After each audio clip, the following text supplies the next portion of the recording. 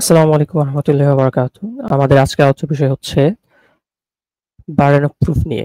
Philosophical tools for analysis. আমরা philosophical analysis এর ক্ষেত্রে যেসব টুলস ইউজ করি তার মধ্যে বার্ডেন অফ প্রুফ এটা অনেক ইম্পর্টেন্ট এবং পপুলার একটা বিষয়।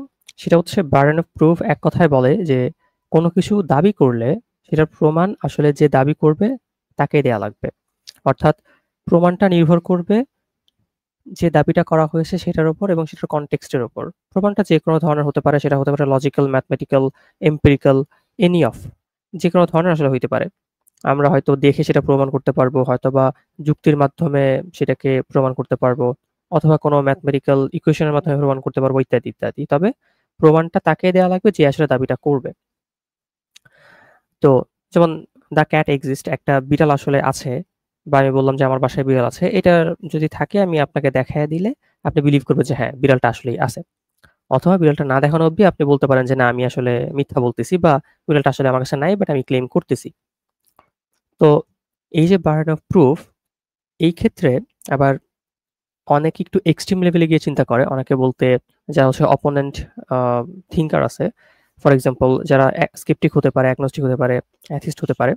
যেমন অ্যাথিস্টদের মধ্যে নিউ অ্যাথিজমের যে একজন পপুলার ব্যক্তি, জার্নালিস্ট, তিনি হচ্ছেন ক্রিস্টোফার হিচেন্স।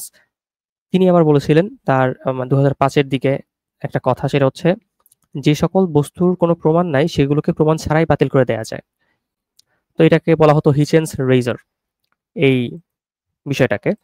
তো এই কারণেই তৎকালীন সময়ে কিন্তু নাস্তিকরা মনে করত যে যারা এটা বিলিভ করে যে কোনো একজন গড আসলে এক্সিস্ট করে তাকেই প্রমাণটা দেয়া লাগবে, এবং যতক্ষণ না পর্যন্ত আমরা প্রমাণটি পাচ্ছি ততক্ষণ অবধি আমরা নাস্তিক থাকতে পারি, অথবা আমরা এটা ক্লেইম করতে পারি বা এরকম একটা পজিশন আমরা হোল্ড করতে পারি যে গড ডাজন্ট এক্সিস্ট। বাট এই সমস্যাটা হচ্ছে যে হিচেন্স রেজর এভাবে কখনোই কাজ করে না, বা হিচেন্স রেজর এই জিনিসটাই আসলে কাজ করে না। কারণ ফিলোসোফার এবং রেশনালিস্ট এবং লজিশিয়ানদের মধ্যে হিউজ পরিমাণে এরকম কনসেনসাস আছে বা ইজমা আছে যে আমরা চাইলে একটা নেগেটিভ ক্লেমকেও প্রুভ করতে পারি। এই বিষয়টা কখনোই সত্য না যে আমরা আসলে একটা বিষয়ের প্রমাণ না পেলে সেটাকে প্রমাণ ছাড়াই বাতিল করে দিব। প্রমাণ না থাকলে প্রমাণ ছাড়াই বাতিল করে দেয়া, এটাকে বলা হয় আবার আর্গুমেন্ট ফ্রম ইগনোরেন্স। অর্থাৎ কোন একটা জিনিস সত্য না, এটার জন্য আমি বললাম সেটা মিথ্যা। আমি জানি না সেটা সত্য কিনা, আমি বলে দিলাম এটা মিথ্যা। বা আমি এটা প্রমাণ পাইনি যে সেটা সত্য কিনা। কিন্তু আমি ফার্দার কোনো এভিডেন্স ছাড়াই বলে দিচ্ছি যে বিষয়টা আসলে মিথ্যে। বা কোনো একটা জিনিস বলা হলো সেটা মিথ্যা, আমি কোনো প্রমাণ পাইনি এটা মিথ্যে কিনা, এবং আমিও আবার কোনো প্রমাণ ছাড়াই বলতেছি যে এটা সত্য। তো এগুলো আসলে কার্যকরী না, বা এগুলো ফিলোসফিক্যাল ডিসকোর্সে একটা ব্যাঘাত ঘটায়। তো আমরা চাইলে অবশ্যই নেগেটিভ ক্লেমকে প্রুভ করতে পারি। এই যে একটা ধারণা যে নেগেটিভ ক্লেমকে প্রুভ করা যায় না, এটা একটা ফলস ধারণা। এই ধারণাটা আসলে সত্য না। আমরা চাইলে এটা প্রমাণ করতেই পারি যে বৃষ্টি হচ্ছে না। আমরা কি করতে পারি? আমরা দরজা খুলে দেখতে পারি যে বৃষ্টি হচ্ছে কিনা। দেন এটা আসলে প্রমাণ হয়ে যাবে যে বৃষ্টি হচ্ছে কিনা। আবার আমরা চাইলে অনেক, অনেক নেগেটিভ ক্লেম প্রুভ করতে পারি যে প্যাগাসাস আসলে অস্তিত্বে আছে কিনা, ওই যে ডানাওয়ালা ঘোড়ার কথা বলা হয়, সেটা এক্সিস্ট করে কিনা ইত্যাদি, ইত্যাদি। এই টাইপের জিনিসগুলো আসলে এক্সিস্ট করে কিনা এটা আমরা চাইলে প্রুভ করতে পারি। এগুলোর এভিডেন্স আমরা দিতে পারি। আবার you can not prove a negative. আমরা আসলে নেগেটিভ কোনো কিছুকে প্রমাণ করতে পারবো না। এই দাবিটাই তো একটা নেগেটিভ দাবি। সুতরাং আমরা যে এই যে আমাদের দাবিগুলো, এগুলোকে প্রমাণ করতে পারবো না, নেগেটিভ দাবিগুলোকে, এই দাবিটা যদি জাস্টিফাইড হতে হয় তাহলেও তো একটা নেগেটিভ ক্লেমকে সত্য হতে হচ্ছে। তার মানে নেগেটিভ ক্লেম এটারও আসলে প্রমাণ থাকবে বা থাকতে হবে। আদারওয়াইজ আমরা এটাকে বিলিভ করব না যে এটা আসলেই সত্য।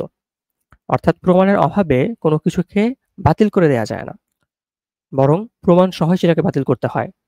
কোনো কিছুকে নেগেট করতে হইলেও আমাদেরকে সেটার জন্য প্রমাণ দেয়া লাগবে যে হ্যাঁ, এই কারণে এটা হচ্ছে সম্ভব না, বা এটা আসলে অস্তিত্বে নাই। সো এটা হচ্ছে বার্ডেন অফ প্রুফ এর মূল কথা, যে প্রাথমিকভাবে অবশ্যই যিনি ক্লেম করবে তিনি আসলে বার্ডেন অফ প্রুফটা ধারণ করে, হোল্ড করে, এবং অবভিয়াসলি শুধুমাত্র পজিটিভ ক্লেইমের ক্ষেত্রে এটা কাজ করে না। ইকুয়ালি নেগেটিভ ক্লেইমের ক্ষেত্রেও এই টুলসটা কাজ করে। যে কেউ যদি নেগেটিভ কোনো ক্লেইম করে যে এটা আসলে না, এটা এইভাবে না, এটা অস্তিত্বে নাই, এটা আসলে ছিল না, এই টাইপের নেগেটিভ ক্লেইম করলেও যেগুলো কোনো জিনিসকে এক্সক্লুড করে দেয়, সেগুলোর ক্ষেত্রেও কিন্তু প্রমাণের প্রয়োজন আছে। সুতরাং কেউ যদি দাবি করে সে আসলে নাস্তিক, সে অ্যাথিস্ট, তাকেও প্রমাণ দিতে হবে এটার যে ঠিক কোন কারণে গড আসলে অস্তিত্বে নাই। এবং একজন আস্তিকও যদি দাবি করে যে সে আস্তিক, তাহলে তাকেও প্রমাণ দিতে হবে যে ঠিক কোন কারণে গড অস্তিত্বে আছে। তো ধন্যবাদ সবাইকে। ইনশাআল্লাহ পরবর্তী কোনো ভিডিওতে আপনাদের সঙ্গে আবার কথা হবে।